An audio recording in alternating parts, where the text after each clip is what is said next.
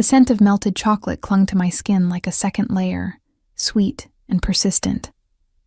My fingers ached from hours of tempering, stirring, molding the delicate truffles that had made Blanchard's Artisan Chocolates a hidden gem in Manhattan's Upper East Side. 6 years I'd been perfecting my grandmother's secret recipe, the one she'd whispered to my mother on her deathbed, the one my mother had made me promise to guard and share only with those I loved. The late afternoon sun slanted through the shop's front windows, casting golden patterns across the polished marble counter.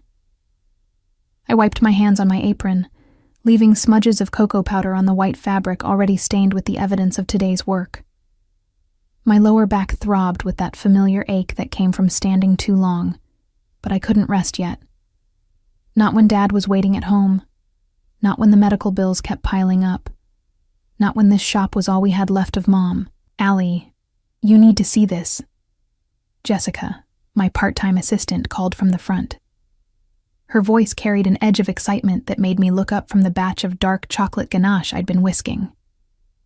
I emerged from the kitchen, tucking a strand of honey blonde hair behind my ear. The gesture left a streak of chocolate on my cheek, though I didn't know it yet. What I did know, the moment I stepped into the front of the shop, was that everything was about to change. 3 men stood just inside the entrance, but only one commanded the space. He was tall, well over 6 feet, with the kind of presence that made the air itself seem to reorganize around him. Dark hair swept back from a face that could have been carved from Carrara marble. All sharp angles and masculine beauty softened only slightly by lips that curved in something that wasn't quite a smile. His suit was Italian, probably custom-made, charcoal gray with subtle pinstripes that emphasized broad shoulders and a lean, powerful frame. But it was his eyes that held me frozen. Storm gray. Intense. With a calculating intelligence that swept over the shop, cataloging every detail before finally, inevitably, landing on me. When our gazes locked, I felt it like a physical touch. A jolt of something electric and dangerous that made my breath catch in my throat.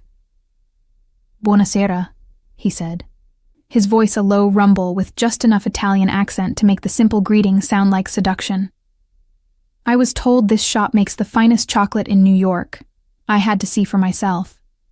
I found my voice, though it came out softer than I intended. "We do our best.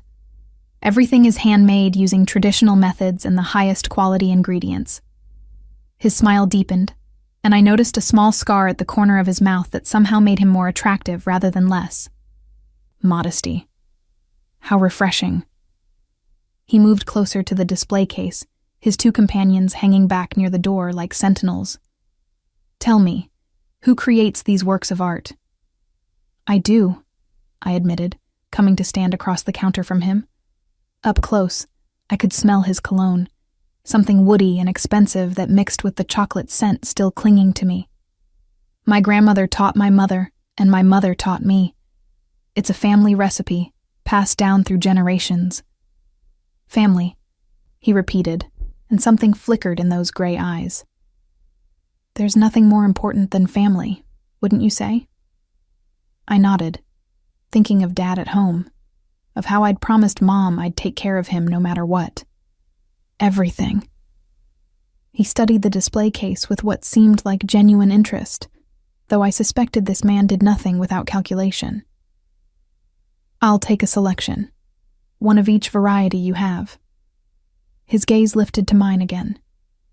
"And I'd like to discuss a potential business arrangement." My heart stuttered.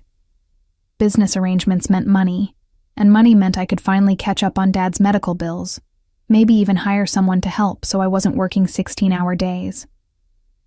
"What kind of arrangement?" "Not here," he said smoothly. "Somewhere more private. Perhaps dinner tomorrow night?" "I promise you, it will be worth your while." Every instinct screamed caution.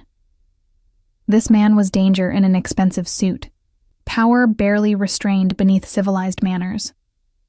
But I thought of Dad's latest doctor's bill sitting unpaid on my desk, of the rent increase I couldn't afford, of the future slipping through my fingers like sand. Just business? I asked, needing the boundary clear. His smile was slow, predatory. Just business, tesoro, though I make no promises about what might develop beyond that. The Italian endearment rolled off his tongue like honey, sweet and dangerous. My name is Raffaello Parisi Trovato, and you are? Allison Blanchard, I replied automatically, then immediately regretted giving him my full name. There was something about the way he repeated it, savoring each syllable, that made me feel exposed. Allison. He made it sound like a prayer. Beautiful name for a beautiful woman. He pulled a card from his pocket, placing it on the counter between us. Heavy stock, embossed lettering, Trovato Industries. Tomorrow night. 8 o'clock. I'll send a car for you. It wasn't really a question, but I nodded anyway, my fingers trembling slightly as I picked up the card. I'll need to check my schedule. Check it, he said, amusement dancing in his eyes as if we both knew I'd already decided. I think you'll find yourself free. As I boxed up his chocolate selection, my hands moving with practiced efficiency despite my racing heart, I was acutely aware of his gaze following my every movement. When our fingers brushed as I handed him the elegant black box, that electric sensation sparked again, stronger this time. Until tomorrow, Allison, he murmured. And then he was gone, his companions following like shadows, leaving only the lingering scent of expensive cologne and the feeling that I'd just made a deal with the devil himself. Jessica rushed over the moment the door closed. Oh my God, Allie! Do you know who that was? I shook my head, still staring at the card in my hand. Raffaello Trovato. He owns half of Manhattan, real estate, restaurants, import-export. They say he's connected to the Italian families, if you know what I mean. She lowered her voice. The Mafia, Allie. That was a Mafia boss who just asked you to dinner. The card suddenly felt heavy in my hand. Dangerous. But when I thought about refusing, about calling the number and canceling, I couldn't do it. Because for the first time in 6 years of struggling and sacrificing and barely keeping my head above water, someone had seen me. Really seen me. And God help me, I wanted to know what came next. That night, I stood in my tiny apartment bathroom, staring at my reflection and wondering what Raffaello Trovato had seen when he looked at me. The chocolate smudge on my cheek was gone now, revealing the face I'd inherited from my mother. Delicate features, honey blonde hair that never quite stayed where I put it, green eyes that looked too large in my thin face. I'd lost weight over the past year, stress and long hours stealing my appetite. I looked fragile, breakable. Exactly the kind of woman a man like Raffaello would devour without a second thought. But I wasn't as fragile as I looked. I'd survived my mother's death, my father's decline, 6 years of building a business from nothing while watching pennies like they were diamonds. I was stronger than I appeared. I had to be. Because tomorrow night, I was having dinner with a wolf, and I had the distinct feeling I was being invited to be his next meal. The black Mercedes arrived at exactly 8 o'clock, as promised.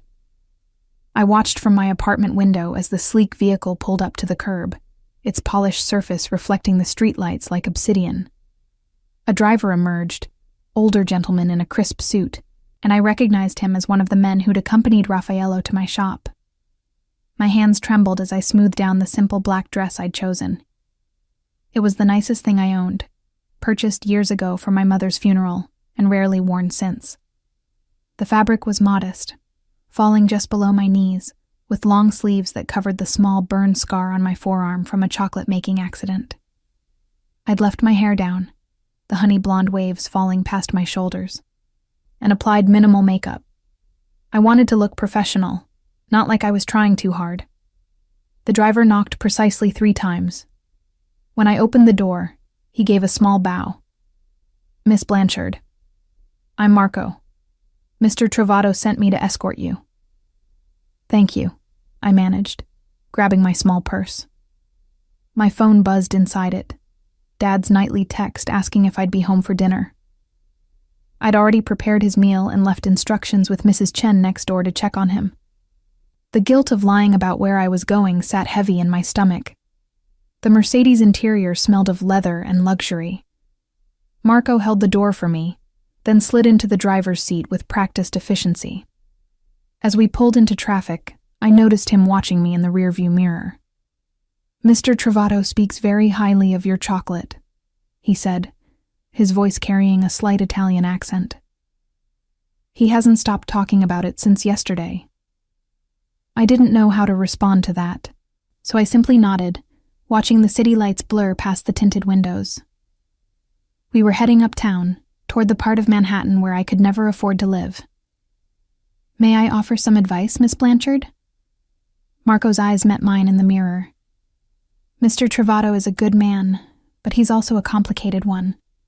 Whatever he offers you tonight, think carefully before accepting." The warning sent a chill down my spine. "What do you mean?" But Marco simply shook his head, returning his attention to the road. "You'll understand soon enough." We pulled up to a restaurant I recognized from magazines, one of those places where a single meal cost more than my weekly grocery budget. Luminare. The name alone spoke of exclusivity and wealth I couldn't fathom.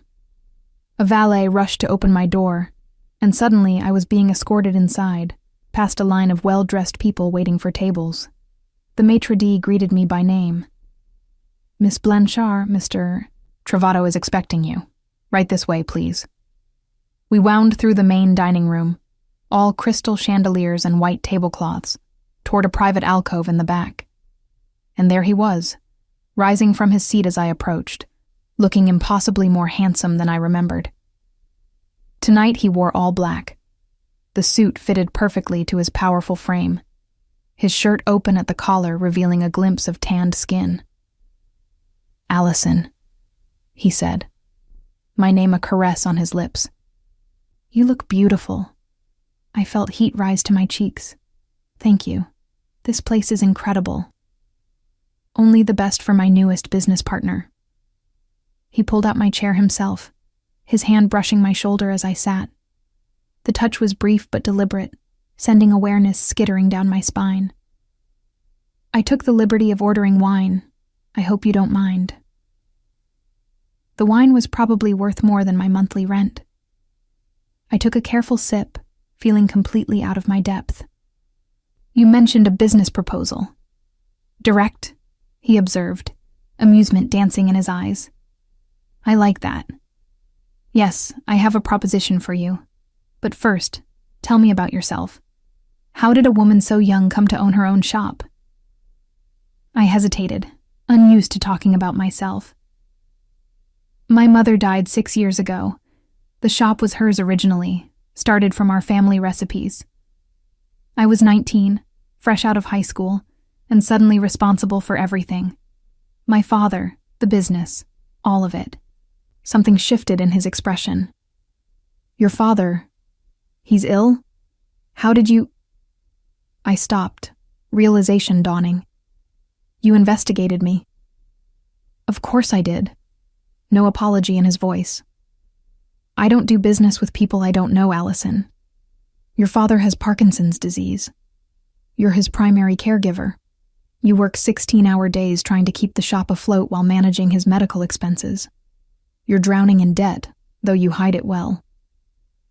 Anger flared hot in my chest. "You had no right." "I had every right," he countered smoothly. "Knowledge is power, Tesoro, and I make it my business to know everything about the people who interest me." He leaned forward, his gray eyes holding mine captive. "And you interest me very much." "Because of my chocolate," I said flatly. "Because of many things." His gaze traveled over my face, lingering on my lips before meeting my eyes again. "Your chocolate is extraordinary, yes. But so are you. The way you fought to keep your mother's legacy alive while caring for your father. The way you've refused to compromise on quality even when cheaper ingredients would save you money. The way you look at me right now, angry and proud, despite being completely out of your element. I swallowed hard. What do you want from me? I want to make you an offer you can't refuse. He signaled the waiter, who appeared immediately with menus. But first, let's eat. Business is always better discussed over good food. The meal was exquisite, course after course of Italian cuisine that melted on my tongue. Raffaello kept the conversation flowing, asking about my chocolate-making process, my favorite recipes, my dreams for the shop. He was charming and attentive, making me feel like the only person in the room despite the restaurant being full. But beneath the charm, I sensed calculation. Every question designed to gather information, every smile a strategy. This man gave nothing away that he didn't mean to give. It wasn't until dessert, a delicate panna cotta that couldn't compete with my own creations, that he finally revealed his hand.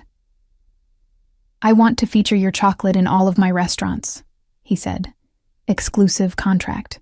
Your creations as the signature dessert component in 15 establishments across Manhattan. In return, I'll pay you a monthly retainer that's triple what you're currently making, plus a percentage of sales. My heart stopped. That kind of money would change everything. Pay off Dad's medical bills, hire help for the shop, finally breathe without the constant weight of financial panic. What's the catch? I asked, knowing there had to be one. Smart girl. His smile was predatory. The catch is that you work exclusively for me. No other restaurants, no other contracts. Your chocolate belongs to me and me alone. My chocolate, I repeated. Not me. And for now. The promise in those 2 words made my pulse race. Though I won't pretend I don't want more, Allison. I'm not a man who hides his intentions. I'm attracted to you. Very attracted. But business and pleasure are separate matters. You can accept my offer and keep our relationship strictly professional if that's what you prefer. And if I don't prefer that? The question escaped before I could stop it, wine and the intensity of his attention making me bolder than usual. His eyes darkened with unmistakable hunger. Then we explore where this attraction leads, but the choice is entirely yours, Tesoro. I don't force women into my bed. I seduce them there willingly. The confidence in his voice should have offended me. Instead, it sent heat pooling low in my belly. I took another sip of wine, trying to steady myself. I need to think about it. Of course. He pulled a contract from inside his jacket, sliding it across the table. Take this home, read it carefully. Have a lawyer review it if you'd like, though I assure you it's more than fair. You have until Friday to decide. I picked up the contract, my fingers brushing his. That electric sensation sparked again, and I saw recognition of it flare in his eyes. He felt it too, this pull between us. There's something else you should know, he continued, his voice dropping lower. My world isn't like yours, Allison. I operate in spaces that exist between legal and illegal, between light and shadow. The people I do business with aren't always respectable. If you accept this offer, you'll be entering that world, at least peripherally. You need to understand that before you decide. Are you trying to scare me away? I asked. I'm being honest with you. Something I rarely am with anyone. He reached across the table, his fingers tracing the back of my hand in a gesture that was both tender and possessive. But I'm also selfish enough to hope you'll say yes anyway. Because I want you in my life, Allison. In whatever capacity you'll allow. The drive home felt shorter than the drive there. Marco remained silent, letting me process everything that had happened. I clutched the contract in my lap like a lifeline, my mind spinning with possibilities and dangers in equal measure. When we pulled up to my building, Marco turned to face me. He's never brought a woman into his business before. Never mixed the two. Whatever his interest in you is, it's not casual. Is that supposed to reassure me? I asked. It's supposed to warn you, Marco replied. Mr. Travado is a dangerous man to love, Miss Blanchard, but he's also loyal to those he claims as his own. If you become one of those people, he'll protect you with everything he has." I thought about that as I climbed the stairs to my apartment, as I checked on Dad and found him sleeping peacefully, as I finally sat at my small kitchen table and read through the contract line by line. The terms were generous, almost too generous. The money would solve all my problems, and then some. But I kept coming back to one phrase: exclusive rights to all chocolate creations. My grandmother's recipe, my mother's legacy, would belong to Raffaello Travado. And somehow, I suspected that was exactly what he wanted. Not just my chocolate, but the thing that mattered most to me. Because if he controlled that, he controlled me. My phone buzzed. An unknown number, but somehow I knew who it was before I even opened the message. "Sleep well, Tesoro. Dream of possibilities, and know that I'm dreaming of you." I should have been frightened by his presumption, by the way he'd inserted himself into my life so completely in just 2 days. Instead, I found myself smiling, my fingers hovering over the keyboard as I debated whether to respond. In the end, I did. Just 3 words. "I'm considering it." His response came immediately. "Consider faster. I'm not a patient man when I want something, and I want you." I set the phone down, my heart racing. Tomorrow I'd think clearly, weigh the pros and cons, make the smart decision. But tonight, I let myself imagine what it would be like to be wanted by a man like Raffaello Travado, to be claimed by someone who looked at me like I was precious instead of a burden, to step into a world of luxury and danger and intensity I'd never known. Tomorrow I'd be sensible. Tonight, I let myself want. I signed the contract on Thursday morning, my hand only trembling slightly as I put pen to paper.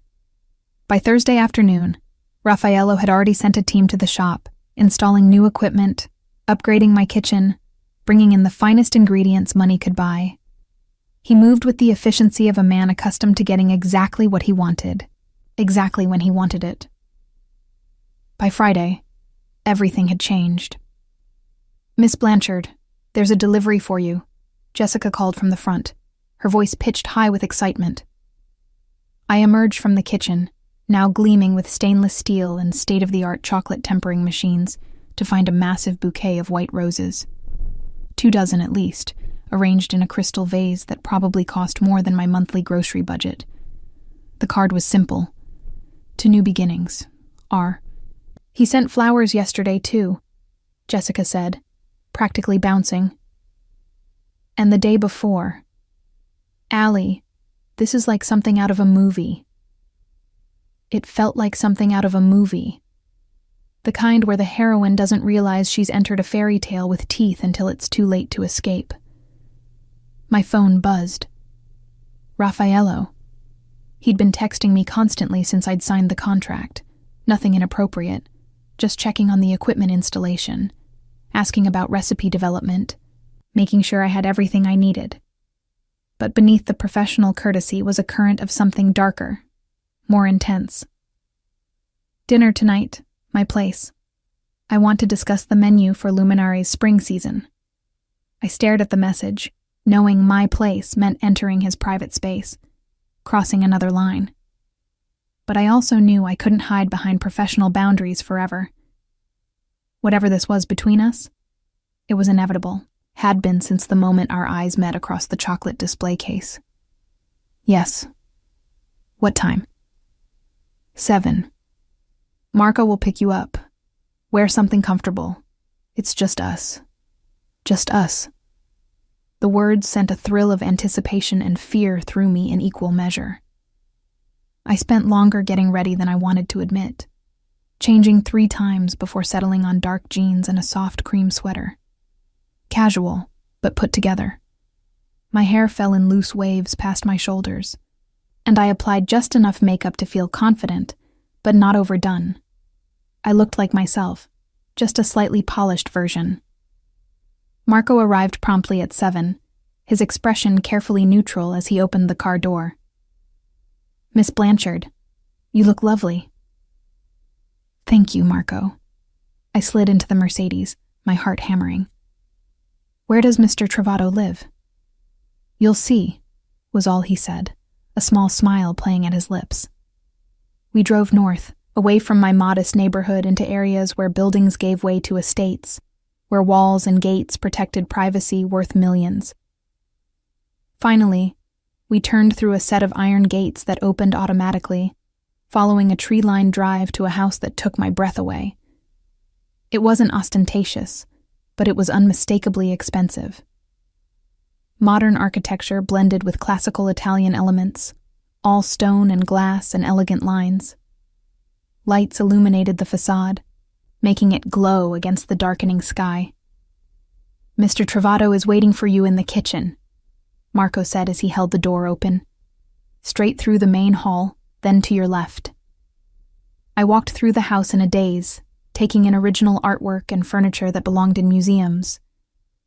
But it was the kitchen that truly stopped me in my tracks.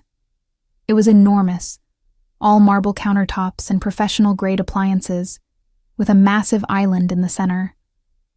And there, sleeves rolled up to reveal strong forearms, was Raffaello, actually cooking.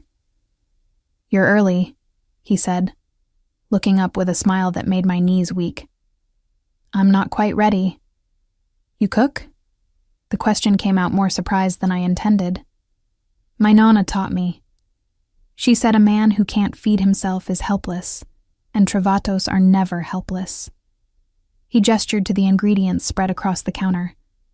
I'm making carbonara. Simple, but my favorite. I hope you don't mind. I don't mind at all. I moved closer, drawn by the domesticity of the scene. This wasn't the powerful mafia boss who commanded rooms with a look.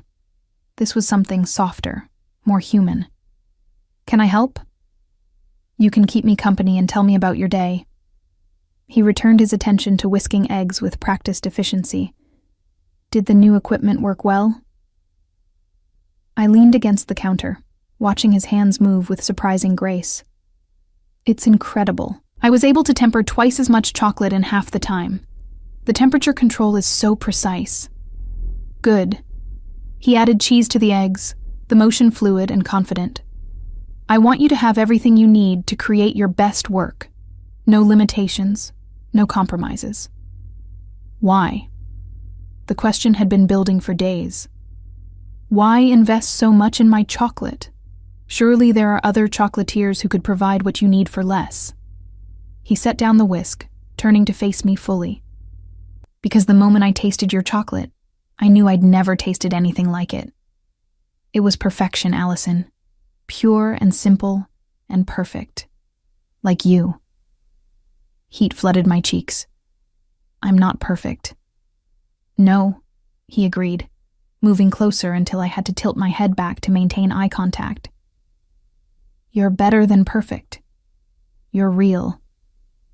In my world, everything is performance, calculation, masks upon masks. But you.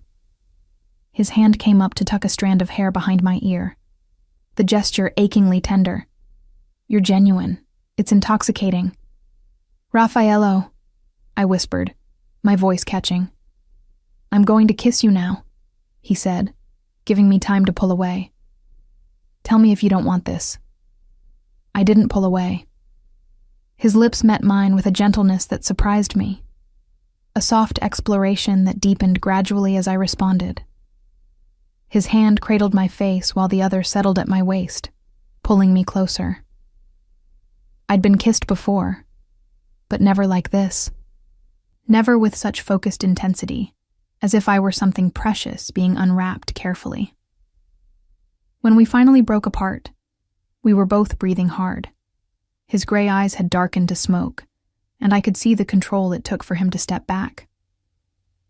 The pasta will burn if I don't finish it, he said, his voice rougher than before. We ate in his dining room, though calling it just a dining room felt inadequate. Floor-to-ceiling windows overlooked a garden lit by subtle landscape lighting. The table could have seated 12, but we sat at one end, close enough that our knees brushed under the table. The carbonara was perfect, creamy and rich without being heavy. We talked about everything and nothing. His childhood in Italy, my memories of learning to make chocolate with my mother, our favorite books and music. He was charming and attentive, asking questions that made me feel heard in a way I hadn't felt in years. But there was a moment, just after we'd finished eating, when his phone buzzed. I saw his expression change, something hard and dangerous flickering across his features before he schooled them back to neutral. "I need to take this," he said, standing. "I'm sorry. I'll just be a moment." He stepped out onto the terrace, and though I couldn't hear the words, I could see his body language shift. The relaxed man who'd been cooking pasta was gone, replaced by someone cold and commanding. His hand gestures were sharp, definitive. This was the Mafia Boss, dealing with whatever dark business funded the life he lived. When he returned, the warmth was back. But I'd seen behind the curtain, remembered who and what he really was. "I'm sorry about that," he said, settling back into his chair. "Where were we?" "You were about to tell me the truth," I said, surprising myself with my boldness. "About what you really do, about who you really are." He studied me for a long moment. "What do you think I do, Allison?" "I think you're exactly what Jessica said. Connected to the families, the mafia. I think your restaurants and real estate are legitimate, but they're funded by things that aren't. And I think you're giving me a choice right now about whether I want to know more or stay in comfortable ignorance." "Smart and beautiful," he murmured. "A dangerous combination." He poured us both more wine before continuing. "My grandfather came to America with nothing. He built an empire through sheer will and questionable methods. My father inherited that empire and nearly destroyed it with his weakness for women and gambling. When he died, I inherited the pieces and built them back into something stronger." "And the illegal parts?" I pressed. "Protection, mostly. Import-export with flexible interpretations of customs laws, ensuring certain political figures remain friendly to our interests. Nothing that hurts innocence, if that's your concern." His eyes held mine. "I'm not a good man, Allison, but I have a code. Family is sacred. Women and children are protected, not harmed. And I keep my word. Always. Why are you telling me this? Because I don't want secrets between us." He reached across the table, taking my hand. "Because this thing between us, it's not going away. I've tried to keep it professional, tried to maintain distance, but I can't. Every time I see you, every time I taste your chocolate, I want more. I want all of you." My heart thundered in my chest. "I don't know if I can be what you want. You already are." His thumb traced circles on my palm. "You're everything I never knew I needed. Light to balance my darkness, sweetness to counter my bitterness. But I won't lie to you about the risks. Being close to me, being mine, it comes with danger. There are people who would use you to hurt me." "Then maybe we shouldn't," I started, but he interrupted. "Maybe we shouldn't," he agreed. "But we will anyway. Because I'm a selfish bastard who can't walk away from you, and I think you feel the same pull I do." He was right. God help me, he was right. We moved to the living room after dinner, sitting on a leather sofa that probably cost more than my car. He told me about his business, not the illegal parts, but the restaurants, the properties, the vision he had for building something legitimate for the next generation. I told him about my dreams of expanding the shop, creating a chocolate brand that honored my mother's memory. Hours passed like minutes. When I finally looked at my phone, it was past midnight. "I should go," I said reluctantly. "I have an early morning tomorrow." "Stay." The word was soft, but laden with meaning. I looked at him, at the barely restrained hunger in his eyes, and knew what he was really asking. Part of me wanted to say yes, to lose myself in the intensity I knew he could provide. But another part, the practical part that had kept me surviving for 6 years, hesitated.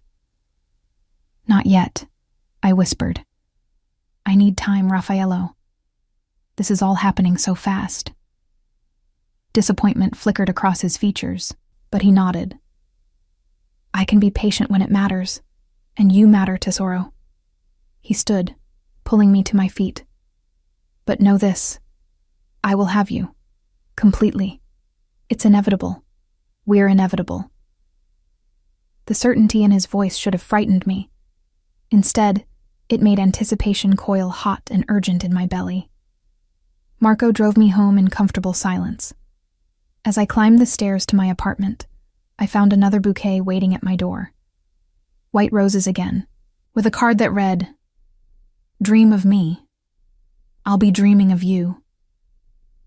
I fell asleep that night with his taste still on my lips, and the knowledge that I was falling for a man who could destroy me without even trying. And the terrifying part was that I didn't care. 3 weeks.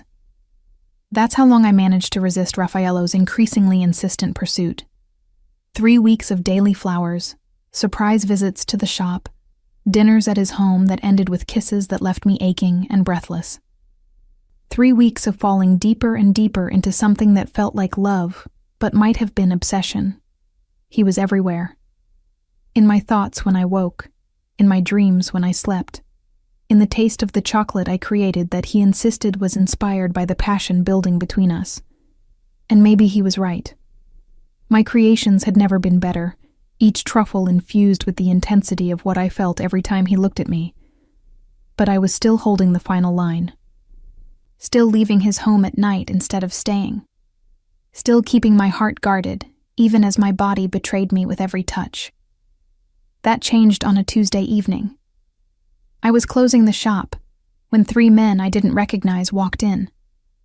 They had the same dangerous air as Marco and the others who worked for Raffaello, but these men didn't carry themselves with respect. They carried themselves with menace. "Allison Blanchard?" the tallest one asked, though it wasn't really a question. "We're closed," I said, my hand instinctively moving toward my phone. "We're not here for chocolate." He moved closer, and I backed up against the counter. "We're here to deliver a message. Tell Raffaello Trovato that the Castellano family doesn't appreciate him expanding into our territory, and we especially don't appreciate him flaunting his new little pet." Pet. The word made my skin crawl. "I don't know what you're talking about," I lied. "Sure you don't." His smile was all teeth, no warmth. "Pretty thing like you must be fun warming his bed. But you should know, sweetheart, that being Raffaello's whore comes with risks. People get caught in crossfire. Accidents happen." The threat was clear. I was being used as a message, a way to get to Raffaello. And suddenly, everything he'd warned me about became terrifyingly real. Before I could respond, the shop door burst open. Marco entered with 2 other men, all of them armed. The Castellano men raised their hands in mock surrender, backing toward the exit. "Just delivering a message," the tall one said. "No harm meant. This time." They left, and I found myself shaking, the adrenaline crash making my knees weak. Marco caught me before I fell. "Are you hurt?" he demanded, his accent thickening with concern. I shook my head, unable to speak. "Mr. Trovato needs to know about this. Now." He was already pulling out his phone. 10 minutes later, Raffaello's Bentley screeched to a halt outside the shop. He burst through the door, his usual control completely shattered. His gray eyes were wild as they scanned me from head to toe, looking for injuries. "Did they touch you?" His voice was deadly quiet. "Tell me they didn't touch you." "No," I managed. "They just threatened. Said I was caught in crossfire, that accidents happen." Something terrifying crossed his face. "Marco, take her to my house. Now, use the secure route. I'll meet you there after I handle this." "Raffaello, what are you going to do?" I asked, fear spiking through me. He cupped my face in his hands, his touch gentle despite the violence radiating from every line of his body. What I should have done the moment they started making moves into my territory. I'm going to remind the Castellanos why people fear the Trovato name. Don't, I whispered. Please, I'm fine. It was just words. Words that threatened you, that made you afraid. His jaw clenched. No one frightens what's mine and lives to tell about it. Before I could process the possessive claim, he was gone, leaving me with Marco and the sick certainty that blood would be spilled because of me. Raffaello's house felt different that night, less like a sanctuary and more like a fortress. Men I didn't recognize patrolled the grounds. Security cameras that I'd never noticed before suddenly seemed to be everywhere. I was led to a bedroom on the second floor, Marco explaining that I'd be staying here until the situation was resolved. How long? I asked. As long as Mr. Trovato says, was his only answer. I should have been angry about being ordered around, about having my choices removed. But instead, I felt something else. Safe. Protected. Claimed. I paced the elegant bedroom for hours, jumping at every sound, imagining the worst. What was Raffaello doing? Had someone been hurt? Killed? Was this my fault for accepting his contract? For letting myself get close to him? It was past midnight when I finally heard footsteps in the hallway. The door opened, and there he was, still wearing his suit but rumpled now, his tie gone, his shirt partially unbuttoned. There was a cut on his knuckles that hadn't been there before. Raffaello, I breathed, rushing to him. Are you okay? What happened? It's handled, was all he said, his voice rough. The Castellanos understand now that you're off limits, that anyone who threatens you answers to me personally. I took his injured hand gently, examining the split skin. You hit someone. Several someones. No apology in his voice.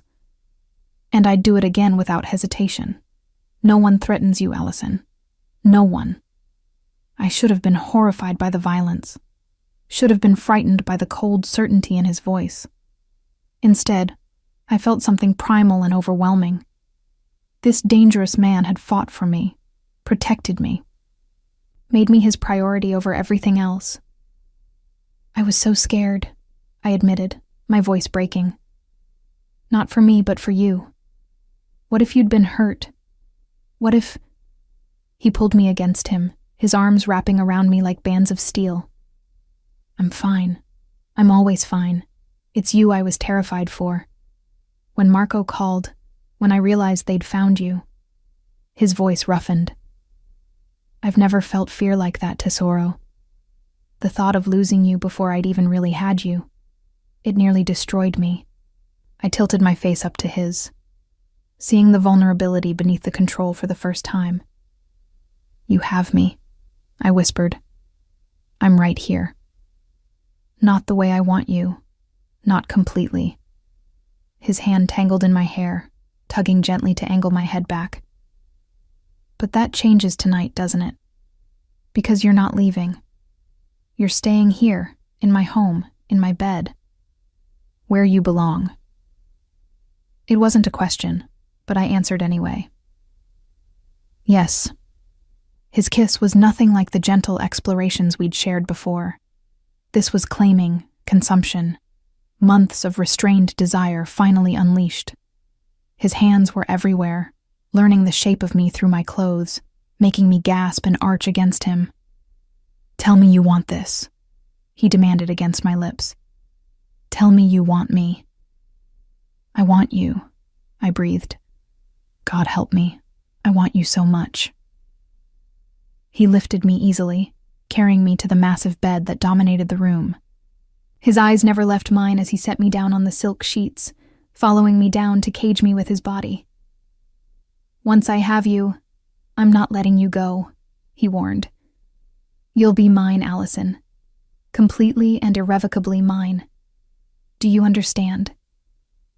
I should have been frightened by the possessiveness in his voice, should have demanded boundaries and independence.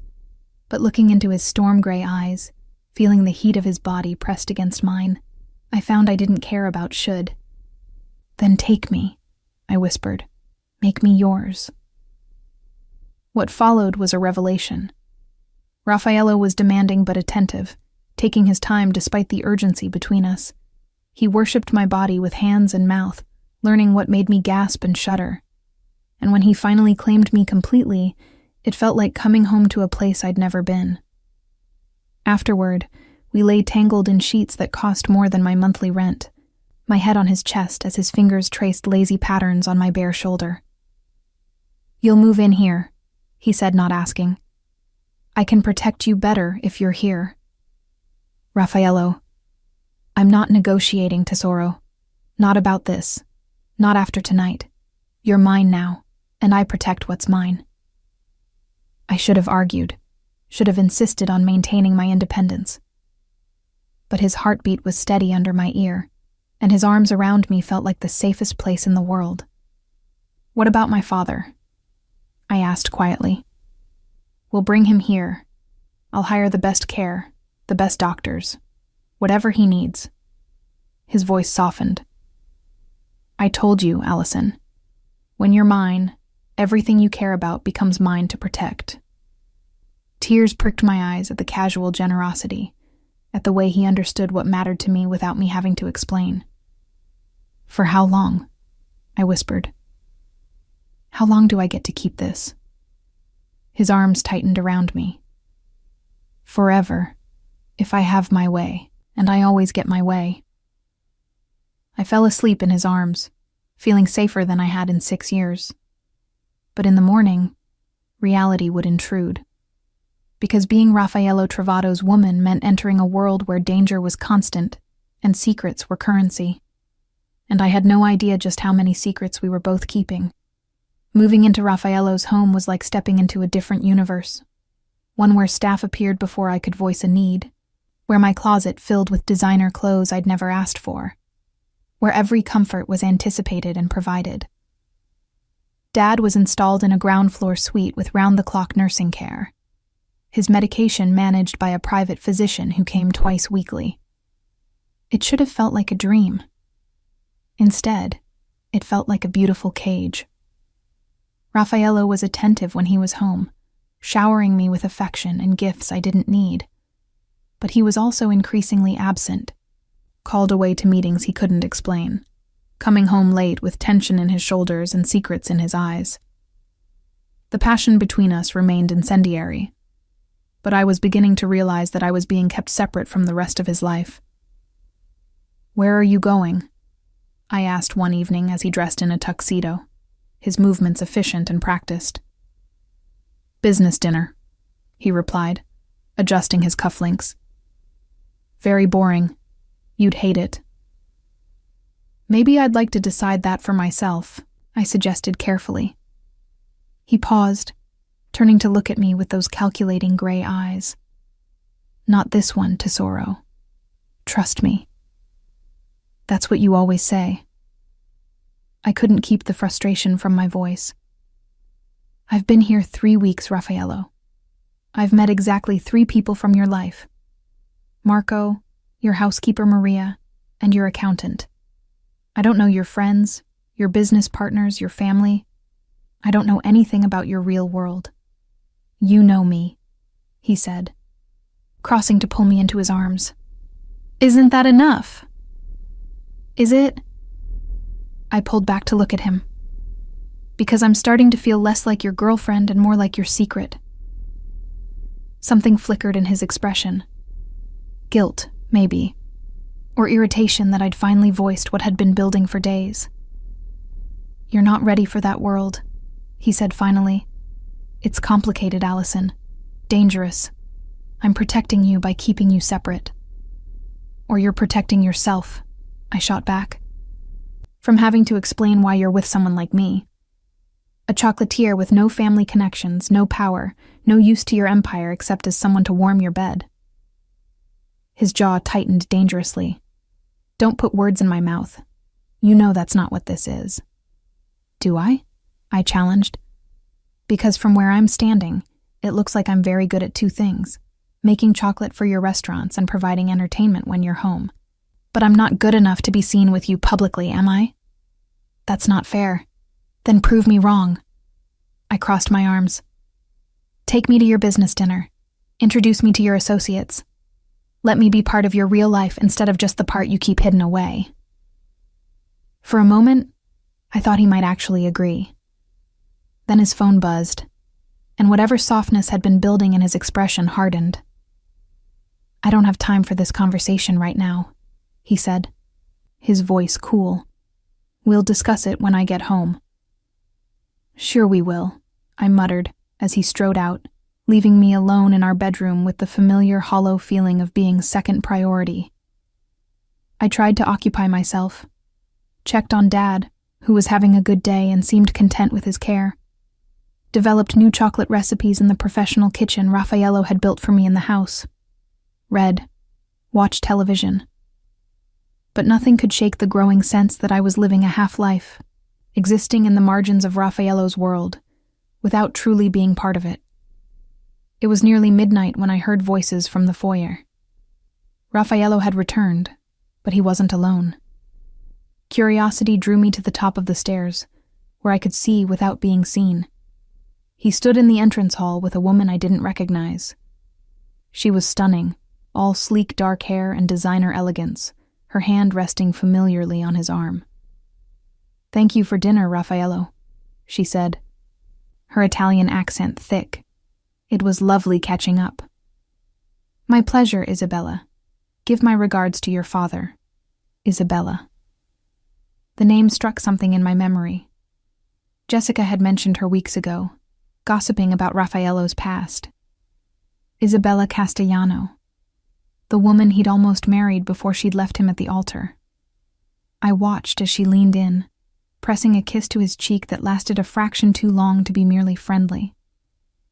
And I watched as Raffaello didn't pull away. Something cracked inside my chest. I was back in our bedroom when he finally came upstairs, pretending to read, though I hadn't absorbed a single word for the past hour. "You're still awake," he said, loosening his tie. "Couldn't sleep." I kept my voice neutral. "How was your boring business dinner?" "Productive." He shed his jacket, moving toward the bathroom. "We secured a new partnership that should be very profitable." "With Isabella Castellano?" I couldn't help asking. He froze, his back to me. "You were watching." I heard voices. I set my book aside. "That was her, wasn't it? Your ex-fiancée? The woman you told me was irrelevant to your life now." "She is irrelevant." He turned to face me. "Her father heads the Castellano family. We were discussing territorial agreements, nothing more." "Is that why she kissed you?" "That was a goodbye between old friends, nothing more." His voice had taken on an edge. "Don't make something out of nothing, Allison." "Nothing."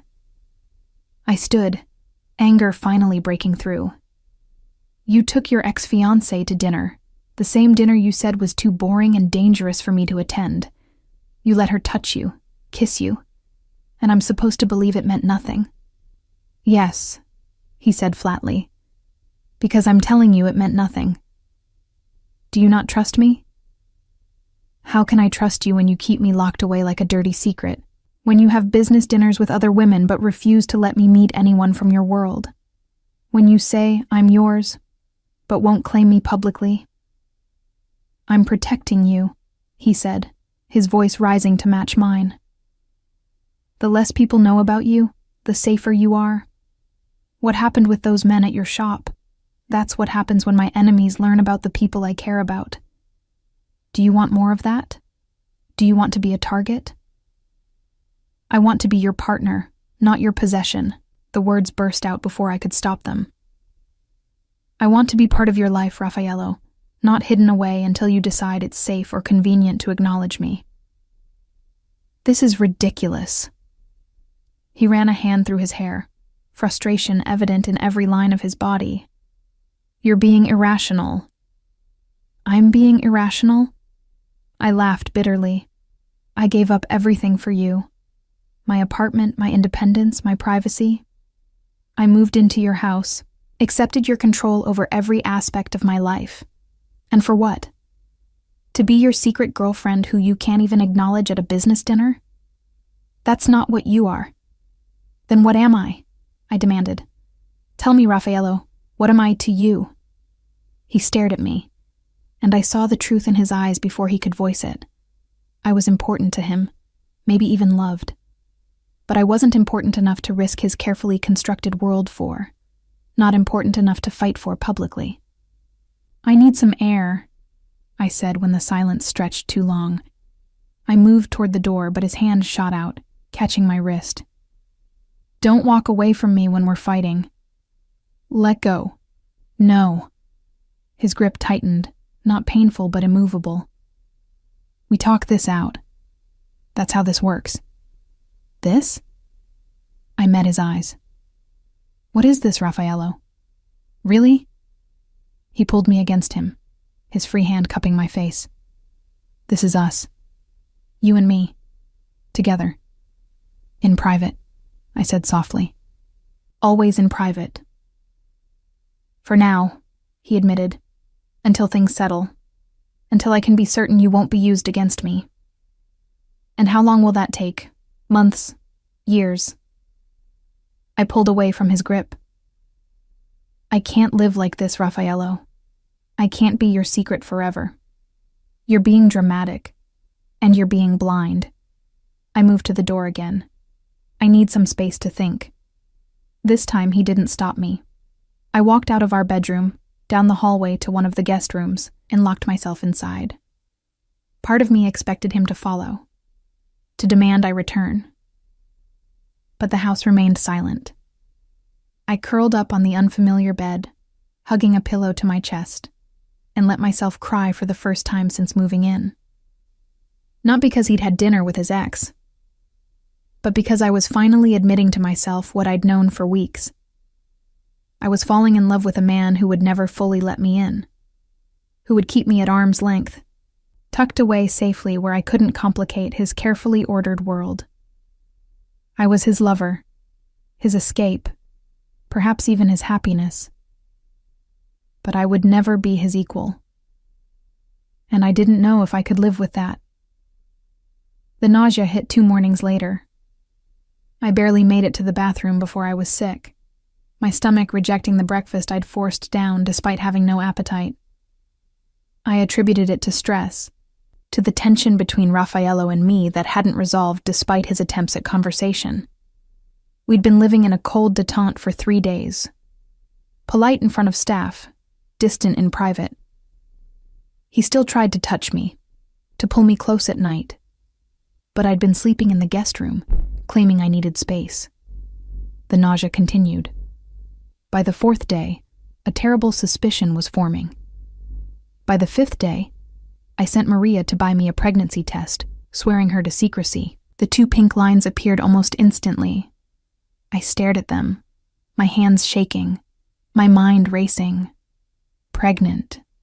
I was pregnant with Raffaello Travato's child, the man who kept me hidden, who wouldn't even acknowledge our relationship publicly.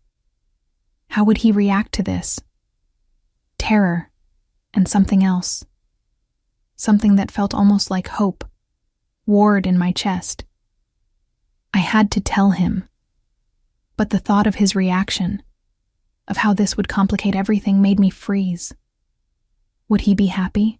Would he see it as another chain binding me to him? Or worse, would he see it as a liability? Something that made me even more of a target. I was still sitting on the bathroom floor, the test clutched in my hand, when I heard his footsteps in the hallway. Allison? He knocked on the door. Maria said you weren't feeling well. Can I come in? I couldn't answer, couldn't move. The handle turned and then he was there, his eyes immediately finding mine on the floor before dropping to the test in my hand. For a long moment, he just stared. Then very quietly, he asked, "Is it positive?" I whispered. "I'm pregnant." And in that moment, watching his face cycle through shock, fear, and something I couldn't quite identify, I knew everything was about to change. Again.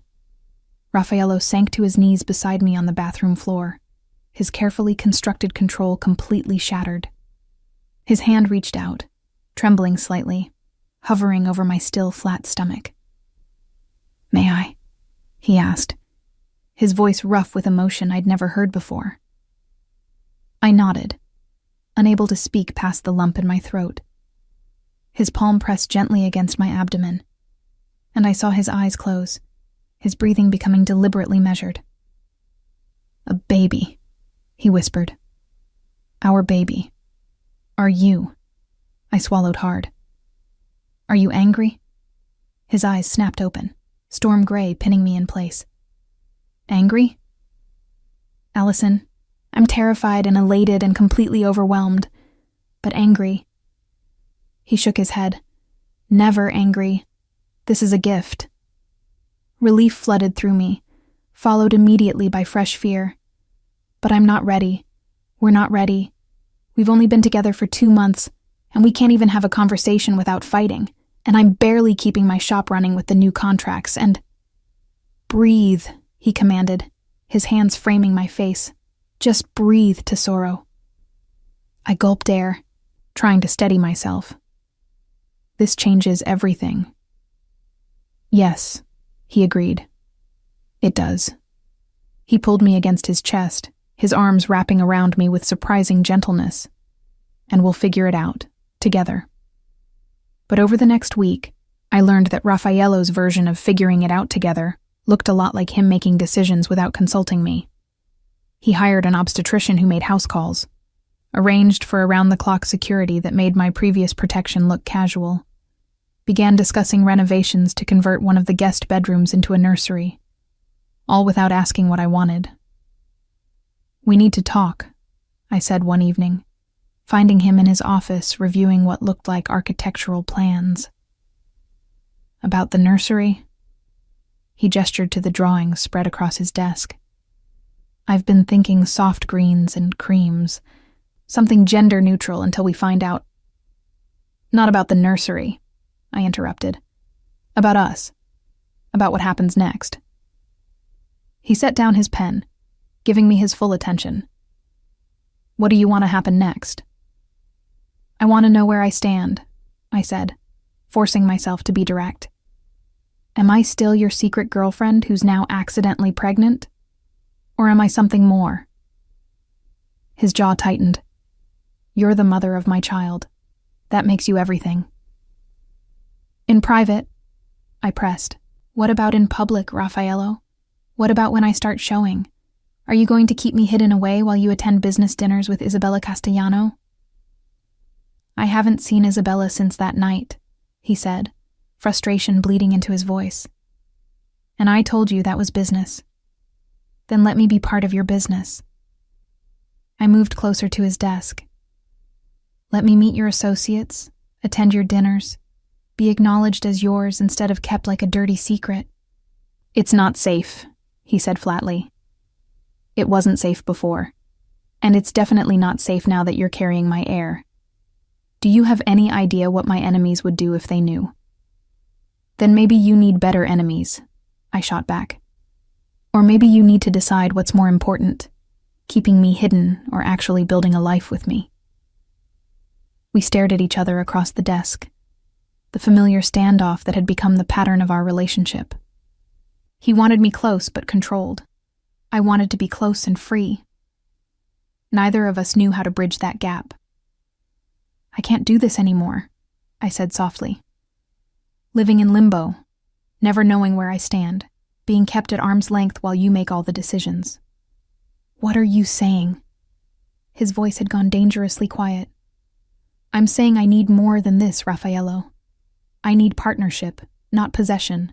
And if you can't give me that—" I took a breath. "Then maybe I need to leave." He was around the desk before I could blink, his hands gripping my shoulders. "You're not leaving. You're pregnant with my child." "Which is exactly why I need to know this is real," I said, meeting his wild gaze. That I'm not just an incubator for your heir, that you actually want me, not just the baby. Of course I want you, he growled. I've wanted you since the moment I walked into your shop. I want you so much it's destroying my carefully ordered world, but wanting you and keeping you safe are two different things.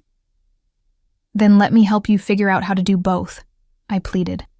Stop making decisions for me and make them with me. Trust me enough to let me into your world instead of keeping me locked away in this beautiful prison. For a long moment, he just stared at me. Then very quietly he said, "Marry me." I blinked. "What?" "Marry me," he repeated, his hands sliding from my shoulders to cup my face. "Not because you're pregnant. Not because I want to control you. But because I love you, Allison. Because I'm terrified of losing you. Because the thought of you being mine only halfway is destroying me."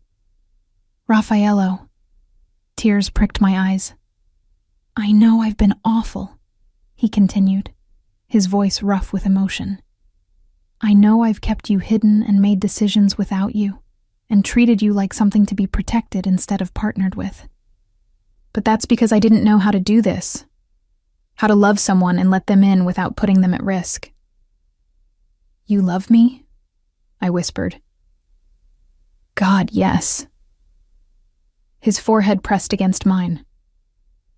"I've loved you for weeks. Months, maybe.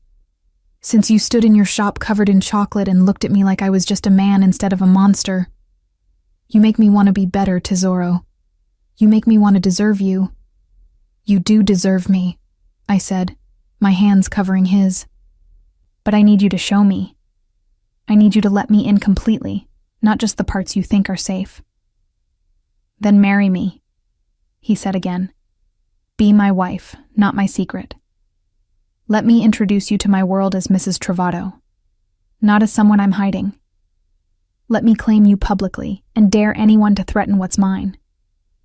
It was the most romantic and terrifying proposal I could imagine. But looking into his storm gray eyes, seeing the vulnerability he rarely showed, I realized something. We were both broken in our own ways, both scared of getting hurt, both fighting to protect ourselves even as we destroyed each other. Maybe love wasn't about perfection. Maybe it was about choosing each other anyway, broken pieces and all. "Yes," I whispered. "I'll marry you."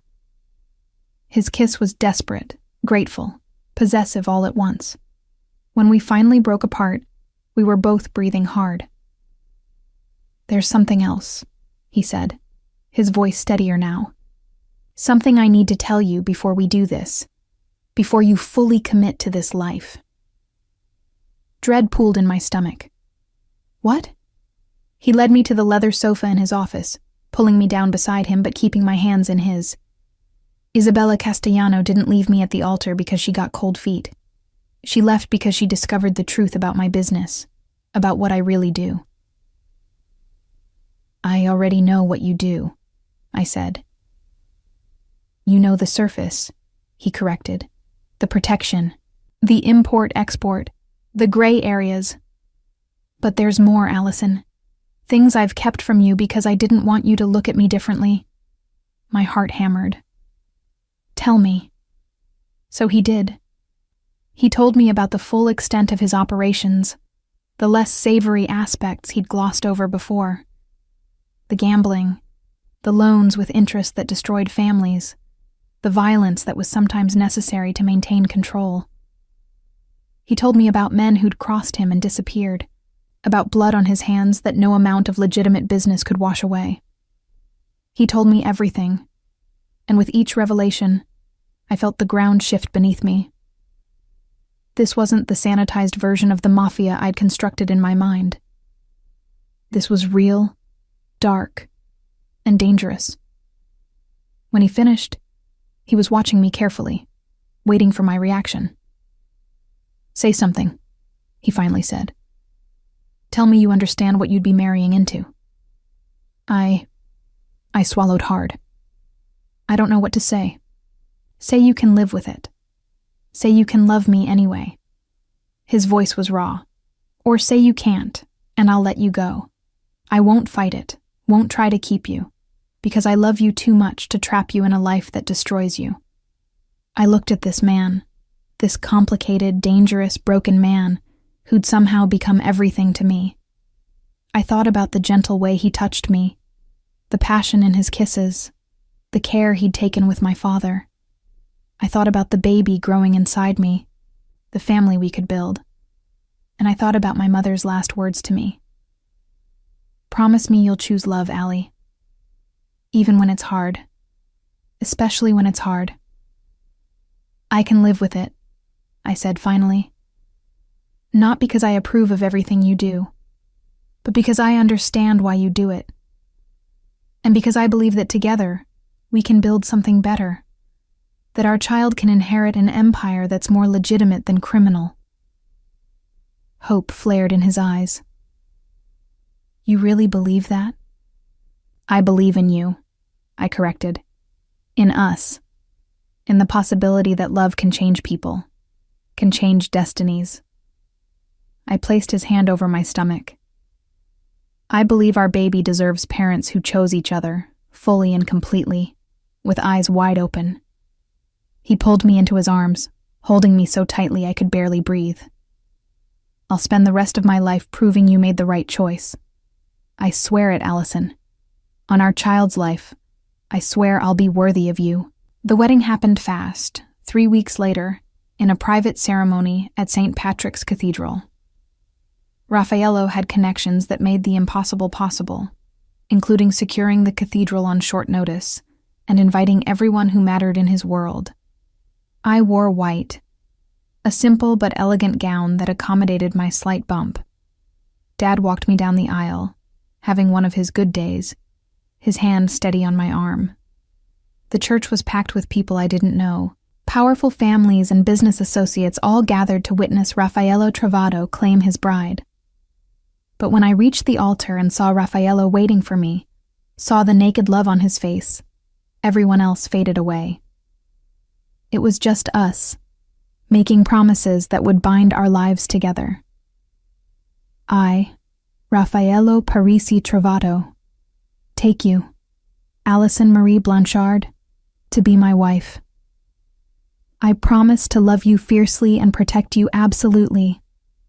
I promise to let you into my world completely, holding nothing back. I promise to be a partner, not a possessor. And I promise that our child will inherit a better legacy than the one I was born into. My vows were simpler. I, Allison Marie Blanchard, take you, Raffaello Parisi Travato, to be my husband. I promise to love you without reservation, to stand beside you in darkness and light, to be your partner in building something beautiful from broken pieces. And I promise that our love will be the foundation our child stands on. When he kissed me, sealing our vows, I felt the shift. I wasn't his secret anymore. I was his wife, acknowledged and claimed before everyone who mattered in his world. The reception was lavish, held at one of his restaurants with food and wine that cost more than most people made in a year. But the moment I loved most came late in the evening, when Raffaello pulled me onto the dance floor. Happy? He murmured against my hair as we swayed together. Terrified, I admitted, but happy. Good. His hand splayed protectively over my stomach. Because you're stuck with me now, Mrs. Travato, for better or worse, for the rest of our lives. And our daughter's life, I added, having learned that morning we were having a girl. His breath caught. A daughter.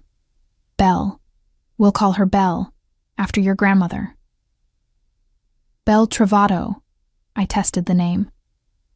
She's going to wrap you around her little finger. Just like her mother did, he agreed, spinning me gently. I never stood a chance, did I? Not from the moment you walked into my shop, I confirmed. Best decision I ever made, he said, pulling me closer. You and our Belle. You're my redemption, Allison. My chance to build something good in a world I've made dark. I looked up at him. This dangerous man who'd become my husband. the father of my child, my future. Then let's build it together. Not perfectly, but honestly. Not hiding, but standing tall. Together, he agreed, sealing the promise with a kiss that tasted like chocolate and hope and the sweet possibility of happily ever after. Because despite everything, despite the danger and the darkness and the complicated world we were bringing our daughter into, I believed in us, in the power of two broken people choosing to build something whole. And in the end, isn't that what love is? Choosing each other, every day, no matter how hard it gets. Choosing each other anyway. Word count, approximately 340 words. The epilogue. 6 months later, Belle Trovato entered the world screaming, all pink fury and perfect fingers. I'd never experienced pain like childbirth, but the moment they placed her in my arms, none of it mattered. She was ours, this tiny miracle who'd changed everything. Raffaello wept when he held her for the first time, this dangerous man reduced to tears by 7 pounds of new life. She's perfect, he kept repeating. Absolutely perfect. And she was. Dark hair like her father, my green eyes, a rosebud mouth that found my breast with instinctive need. She was love made flesh, the promise of our future wrapped in soft blankets. Thank you, Raffaello whispered that first night as we lay in the hospital room with Belle sleeping between us. For her, for choosing us, for believing we could be more than our pasts. We are more, I assured him, and she'll be more still. Our beautiful Belle. True to his word, Raffaello had been working to legitimize more of his empire. The illegal operations were slowly being phased out, replaced by genuine business ventures.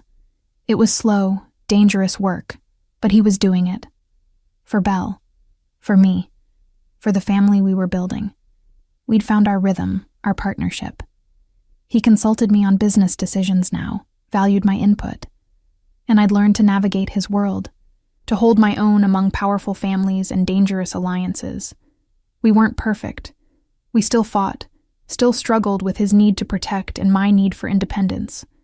But we chose each other, every day, through every argument and challenge.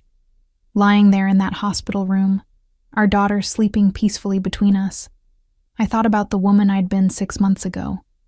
Lost, struggling, certain she'd never be enough. And I thought about the woman I'd become. Raffaello's wife, Belle's mother, finally, blessedly whole. I love you, I whispered. And I love you, he replied, his hand finding mine across our daughter's tiny body. Both of you. My whole world. It wasn't the ending I'd imagined when I walked into his shop, but it was better. Because this wasn't an ending at all. It was just the beginning.